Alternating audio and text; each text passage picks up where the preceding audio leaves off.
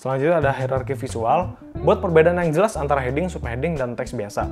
Gunakan ukuran dan berat font yang berbeda gitu. Bold apa enggak gitu. Itu penting tuh. Yang terakhir ada uji pengguna. Setelah melakukan perubahan, lakukan pengujian dengan beberapa user gitu ya. Minta mereka untuk menyelesaikan tugas tertentu dan kita lihat nih, mereka bisa nggak nih nyelesain. Atau ada masalah dalam mencari tombol, atau misalnya tampilan jadi kacau gitu ya. Nah, itu perlu masukan-masukan. Oke, yang keempat ada feedback.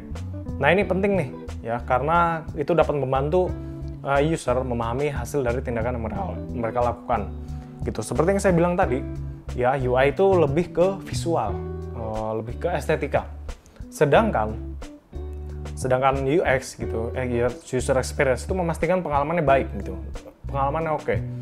Si pengguna dengan mudah mencari tombol, di mana tombol gitu ya.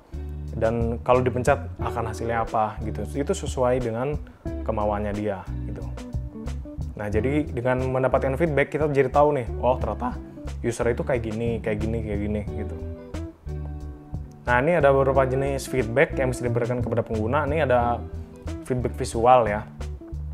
Nah, ini feedback visual ini bisa perubahan tampilan user interface untuk menunjukkan bahwa sebuah tindakan telah terjadi. Misalnya tadi ya, Instagram, kita udah nge-like postingan, pasti ada yang berubah nih, yaitu tombol love-nya gitu.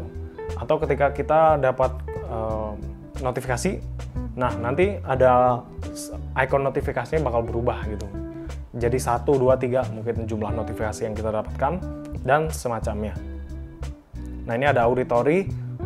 Feedback auditory menggunakan suara untuk memberikan informasi kepada pengguna. Contoh feedback auditory adalah suara klik gitu. Misalnya kita pencet klik gitu di sebuah tombol gitu.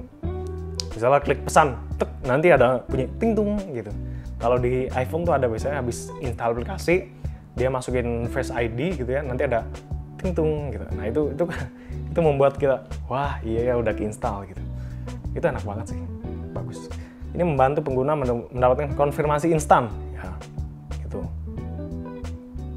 Oke, selanjutnya ada umpan feedback haptic ya, haptic feedback yang melibatkan user dengan vibrate ya, getaran atau sensasi fisik lainnya. Oke, di sini sebenarnya HP-HP di sini baru ada di HP-HP yang lumayan mahal gitu ya.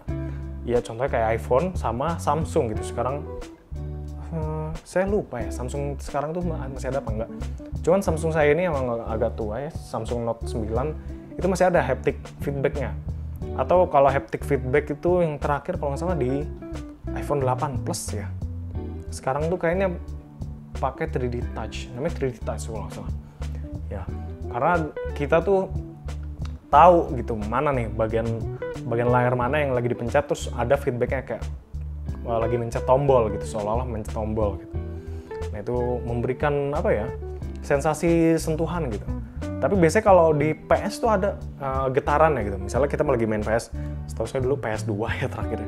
Tapi cuman PS sekarang pasti lebih ada vibrator juga.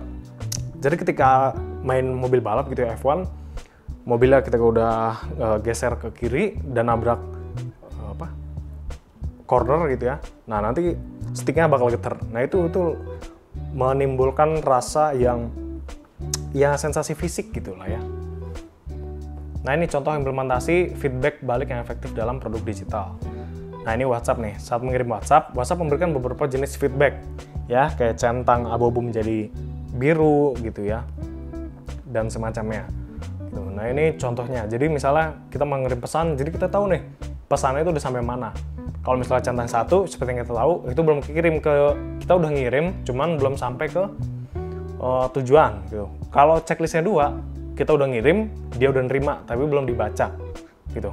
Nah, kalau misalnya centang birunya, centangnya udah 2 dan biru, kita udah ngirim, dia udah nerima, dan dia udah baca gitu. Nah, ini ada banyak ya, aplikasi WhatsApp ini paling advance. Oke, selanjutnya ada Apple iPhone.